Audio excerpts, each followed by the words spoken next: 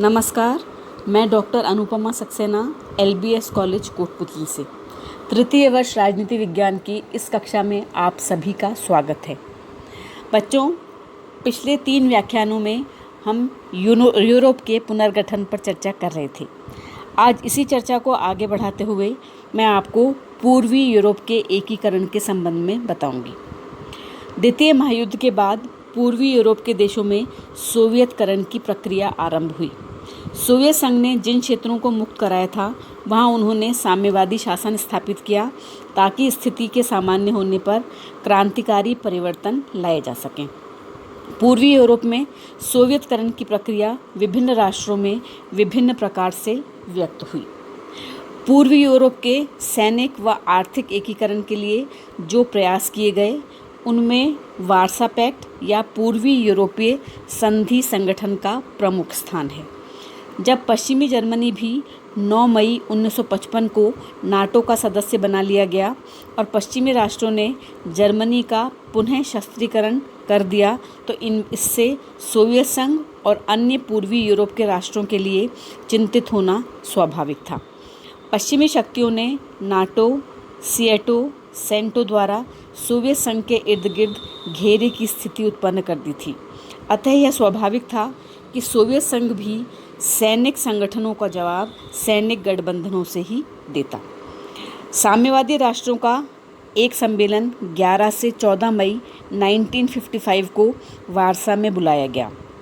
इस सम्मेलन में सोवियत संघ और पूर्वी यूरोप के 7 राष्ट्रों अल्बानिया, बल्गारिया, चेकोस्लोवाकिया, पूर्वी जर्मनी, हंगरी, पोलैंड तथा रोमानिया ने भाग लिया। चीन के प्रतिनिधि ने इस सम्मेलन में एक प्रेषक के रूप में भाग लिया। 14 मई 1955 को सम्मेलन में भाग लेने वाले राष्ट्रों ने मित्रता एवं पारस्परिक सहयोग की एक 20 वर्षीय संधि पर हस्ताक्षर किए, जिसे पूर्वी यूरोपीय संधि संगठन अथवा वार्सा संधि कहते हैं। इस संधि की भूमिका में यूरोप में सामूहिक सुरक्षा पद्धति को स्थापित करने पर बल दिया गया और यह कहा गया कि पश्चिमी यूरोप के संधि के निर्माण से तथा पश्चिमी जर्मनी के पुनः शस्त्रीकरण से यह आवश्यक हो गया है कि वे अपनी सुरक्षा सुदृढ़ करें और यूरोप में शांति स्थापित करें।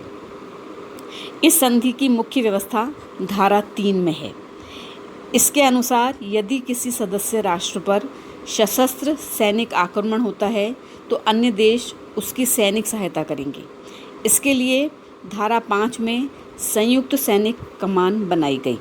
सैनिक सहयोग के अतिरिक्त वार्सा संधि हस्ताक्षरकर्ता राज्यों में आर्थिक, सामाजिक, सांस्कृतिक और राजनीतिक सहयोग की भी व्यवस्था की गई।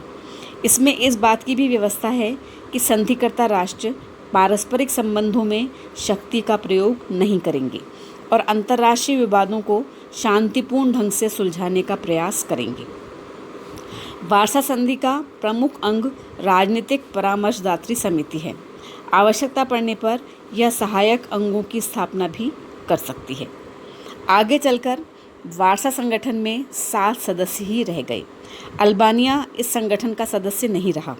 27 अप्रैल 1985 को एक निर्णय द्वारा 30 वर्षीय वार्सा संधि के काल को 20 वर्षों के लिए और बढ़ा दिया गया। वार्सा पैक्ट नाटो के विरुद्ध साम्यवादी देशों का सैन्य संगठन था। इनमें सभी देशों को समानता के अधिकार प्राप्त थे। तथापि यह भी स्पष्ट था कि सोवियत संघ ही मुख्य शक्ति का केंद्र था तथा अन्य राज्यों की स्थिति उपग्रही राज्यों के समान थी। वार्सा पैक्ट से यह लाभ अवश्य हुआ कि सोवियत संघ को इन देशों में हस्तक्षेप करने का कानूनी अधिकार प्राप्त हो गया। हंगरी, चेकोस्लोवाकिया और पोलैंड में सोवियत सैनिक हस्तक्षेप की व्याख्या इसी परिप्रेक्ष्य में की जा सकती है। 1989-90 में जब पूर्वी यूरोप में स्वतंत्रता और लोकतंत्र की बहार आई, इसके अतिरिक्त पूर्वी यूरोप में हुई राजनीतिक उथल-पुथल एवं शीत युद्ध के अंत की प्रक्रिया के साथ 1 जुलाई 1991 को वार्सा पैक्ट समाप्त कर दिया गया। वार्सा पैक्ट के अतिरिक्त जो परिषद पूर्वी यूरोप के पुनर्गठन के लिए महत्वपूर्ण है वह है पारस्परिक आर्थिक सहायता की परिषद। इस संगठन की स्थापना अप्रैल 1949 में की गई। इसके संस्थापक सदस्य थे Poland, Bulgaria, Hungary, Romania, Czechoslovakia तथा सोवियत संघ। 1950 में अल्बानिया तथा पूर्वी जर्मनी ने भी इस संगठन की सदस्यता ग्रहण कर ली। 1962 में मंगोलिया गणराज्य के तथा 1964 में यूगोस्लाविया के साथ इस परिषद के संबंध स्थापित हो गए। इस संगठन में सभी सदस्य राज्यों के लिए समान प्रतिनिधित्व की व्यवस्था की गई।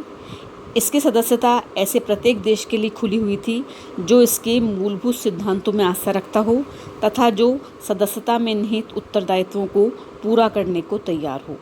30 वर्षों में इस संगठन के माध्यम से पूर्वी यूरोप के देशों तथा मंगोलिया और सोवियत संघ के बीच आर्थिक क्षेत्र में बहुत सहयोग हुआ और इस सहयोग से सभी सदस्य देशों को लाभ भी प्राप्त हुआ। इस परिषद के अतिरिक्त एक अन्य संस्था जो कि पूर्वी यूरोप के पुनर्गठन के लिए महत्वपूर्ण है वो है कॉमिनफॉर्म। कॉमिनफॉर्म को कम्युनिस्ट इंफॉर्मेशन ब्यूरो भी कहा जाता है। सितंबर 1947 में सोवियत संघ, Bulgaria, Hungary, Romania, Poland, Czechoslovakia, Yugoslavia, France और इटली के साम्यवादी दलों के प्रतिनिधि पोलैंड की राजधानी वारसा में एकत्रित हुए, जहां उन्होंने बेलग्रेड में एक साम्यवादी सूचना कार्यालय खोलने का निश्चय किया। कॉमिनफॉर्म का उद्देश्य यूरोप में सामान्य साम्यवादी नीतियों को क्रियान्वित करने व समायोजित करने से संबंधित था। यह पूरी तरह से सोवियत संघ के नियंत्रण में था।